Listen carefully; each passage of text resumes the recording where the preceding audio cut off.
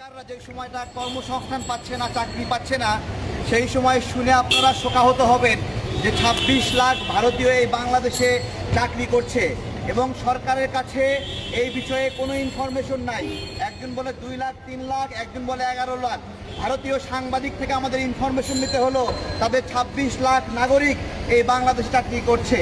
আমার প্রশ্ন হলো যে ভারতীয়রা বাংলাদেশে কেন চাকরি করতে আসছে?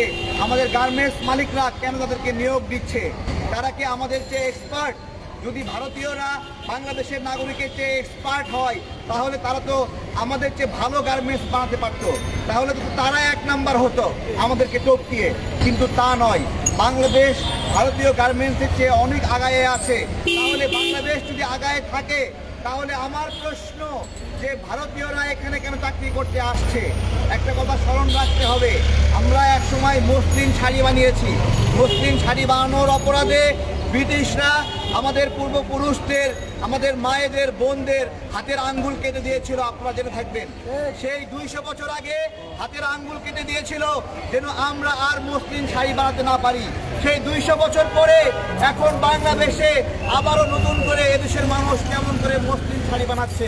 খুব অদ্ভুত বিষয় নয় যে ২০০ বছর, ২৫০ বছর পরে যাদের হাতের আঙ্গুল কাটিয়ে দিয়েছিল তাদের সন্তানরা আবার কেমন করে মসলিন শাড়ি বানায়। অর্থাৎ এদেশের ভৌগোলিক আবহাওয়া এবং এদেশের মানুষের দক্ষতা এবং এটা একটা জেনেটিক বিষয়, যার মাধ্যমে এদেশের মানুষরা ভুলে গেলেও আবারও সেই মসলিন শাড়ি বানাচ্ছে। তাহলে আমার প্রশ্ন, আমাদের সন্তানেরা, আমাদের মায়েরা, বোনেরা ভালো কাপড় বানায়, তাহলে ভারত থেকে কেন কর্মী আনতে হচ্ছে? এই প্রশ্নকে উত্তর দিতে পারবেন? আপনারা জানেন আমাদের বাংলাদেশের প্রায় ইন্ডিয়ান বিভিন্ন মালিক যারা আমেরিকায় থাকে, কানাডায় থাকে, তারা কিনে নিয়েছে। তারা কিনে নিয়ে যে কাজটা করে তারা ইন্ডিয়ান কোটা পূরণ করে, আবার বাংলাদেশের যে কোটা পায় এই গার্মেন্টস পণ্যের ক্ষেত্রে তারা ইন্ডিয়ান মালিক হয়ে বাংলাদেশের এই কোটাটা দখল করে। অর্থাৎ তারা আগারও খায়, তলারও খায়। এই যে আগার তলার খাওয়া ইন্ডিয়ানরা, এটাকে যদি আমরা রুখতে না পারি তাহলে আমাদের গার্মেন্টস শিল্প ভবিষ্যতে হুমকির মুখে রয়েছে। আপনারা দেখছেন একে একে বিভিন্ন গার্মেন্টসের মালিক ইন্ডিয়ানরা হয়ে যাচ্ছে। অর্থাৎ আসছে এখানে চাকরি করতে, পরে বেতন টেতন নিয়ে বিভিন্ন চুরিচামারি করে আমাদের এখানে গার্মেন্টসের মালিক হয়ে যাচ্ছে।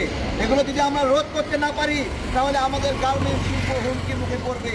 মালিকরা কর্মচারীতে রূপান্তরিত হয়ে যাবেন আমাদের এই সাবধান মানে আপনারা শোনেন। আজকে ২৬ লাখ ইন্ডিয়ান অবৈধ কর্মীকে যদি আমরা এখান থেকে হটাতে পারি তাহলে বাংলাদেশের ২৬ লাখ পরিবার নতুন করে বাঁচার স্বপ্ন দেখবে, তারা এখানে কর্মসংস্থানের সৃষ্টি হবে। কিন্তু এই বিষয়ে কোনো তালিকা নয়।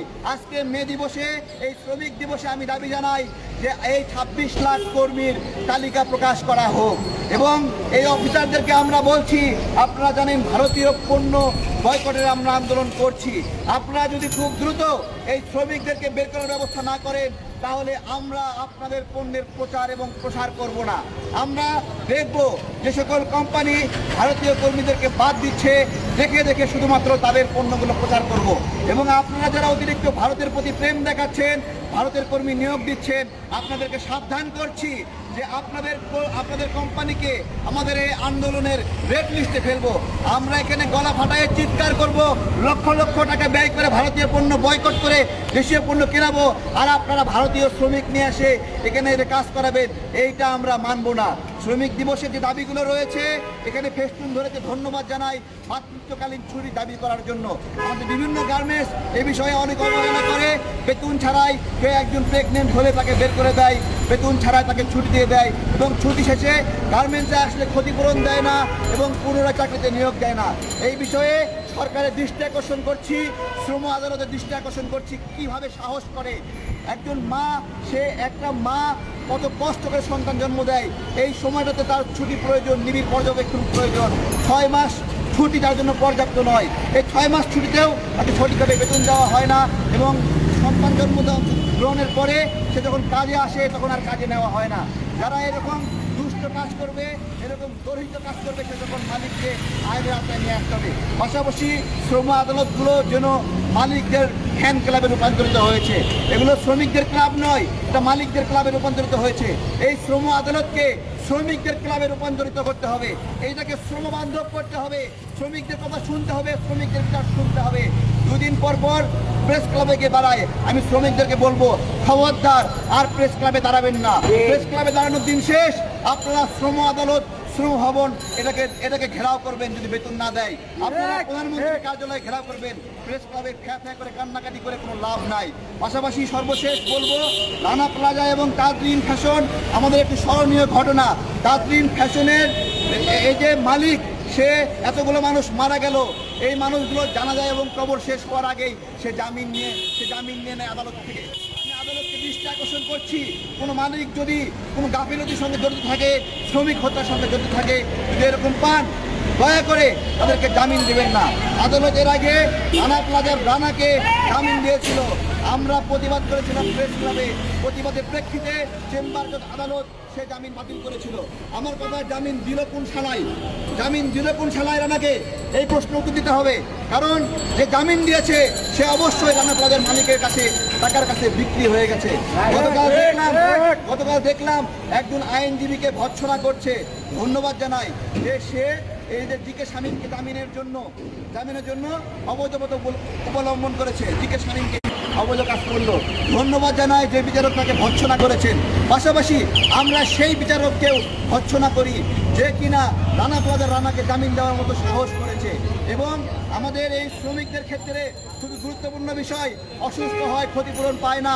রানা প্লাজার অনেক শ্রমিক ক্ষতিগ্রস্ত হয়েছে। আমরা ওই দিন আলটিমেটাম দিয়েছিলাম যে কিছু শ্রমিক সংগঠন লন্ডনে বসে ক্যাম্পেইন করে কয়েকশো কোটি টাকা তুলেছিল এই রানা প্লাজার নামে। দুঃখের বিষয়, এখানে রানা প্লাজার শ্রমিকরা রয়েছে, তারা সাক্ষী দেবে, কেউ একটা পয়সা পায়নি ওই শ্রমিক সংগঠন থেকে। আমি বলছি, আমরা আলটিমেটাম দিচ্ছি, আবারও আলটিমেটাম দিচ্ছি, স্মরণ করে দিচ্ছি, আপনাদের বেজ্জুতি করতে চাই না, কিন্তু ওই টাকা যদি ফেরত না দেন, আপনাদের বিরুদ্ধে আপনাদের সংগঠনের নামে ক্রস চিহ্ন দিয়ে আমরা এই সংবাদ সম্মেলন আবার নতুন করে করবো। পাশাপাশি সরকার চিঠি পাঠিয়েছে, এক একটা শ্রমিককে নাকি 60,000 টাকা 50,000 টাকা করে দিয়েছে। পরবর্তীতে শ্রমিককে জিজ্ঞাসা করলাম, ভাই টাকা পেয়েছেন? না, টাকা পাইনি। পরবর্তীতে আমি আবার যেখান থেকে চিঠি এসেছে সেখানে জিজ্ঞাসা করলাম, টাকা না দিয়েই কেন এটা তেইশ লিখেছেন? ফলে শ্রমিকদেরকে চিকিৎসা করা হয়েছে। কত বড় নিমক হারাম! চিকিৎসা দিয়ে সেই টাকা বিল আকারে শ্রমিকের কাছে পাঠাইছে এবং দেখাচ্ছে শ্রমিকরা নাকি সেই 60,000 টাকা করে নিয়েছে। এরকম ইতর অভদ্র লোকদেরকে এই শ্রম অধিদপ্তর থেকে সরাতে হবে, শ্রমিকদেরকে বাঁচাতে হবে। ধন্যবাদ শ্রমিক অধিকার পরিষদকে নতুন উদ্যমে কাজ শুরু করার জন্য, নতুন মাত্রায় আন্দোলন শুরু করার জন্য। ধন্যবাদ সবাইকে।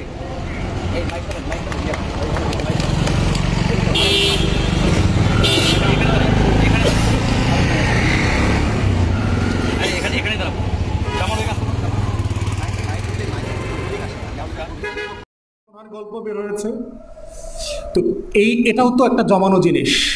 তারপর হচ্ছে বিদেশে আছে, প্লট আছে, ফ্ল্যাট আছে। তাহলে বাংলাদেশে একটা ছোট্ট মাইনরিটি 1% হবে না জনগোষ্ঠীর, তারা আঙ্গুল ফুলে কলাগাছ হয়েছে গত 15 বছরে। ওদের লুটপাটের টাকাটা গড় করে আমাকে আপনাকে দিয়ে দেয়। সাইফুজ্জামান সাহেব ধরেন লন্ডনে 300 ফ্ল্যাটের মালিক হয়েছে। তো এখন আমরা তো এখানে যারা আছি, গড় করলে আমরা সবাই লন্ডনে একটা ফ্ল্যাটের মালিক। কিন্তু আপনারা যারা সাংবাদিকরা আছেন, আমরা যারা পিছনে বসে আছি, গড়ে সাইফুজ্জামানের ফ্ল্যাটের মালিক কিন্তু আমরা সবাই একটা হয়ে গেলাম। আপনারা এখন থেকে মন কলা খাবেন, প্রেস কনফারেন্স শেষ করে সবাই একটা করে কলা কিনে খাবেন, আর সাইফুজ্জামানকে ধন্যবাদ দিবেন যে ভাই আমাদেরকে গড়ে লন্ডনে একটা ফ্ল্যাটের মালিক করে দিচ্ছেন। অনেক ধন্যবাদ, আল্লাহর শুকরিয়া। আপনার জন্য আমরা এখন রেগুলার দোয়া করব। তো এইভাবে ধরেন আওয়ামী লীগের নেতাকর্মীদের যত লুটপাটের সম্পত্তি আছে, ঢাকাতে 70টা ফ্ল্যাট আছে, গাজীপুরে জমি আছে, রিসোর্ট আছে, বেনজির আহমেদকে একটা জেলায়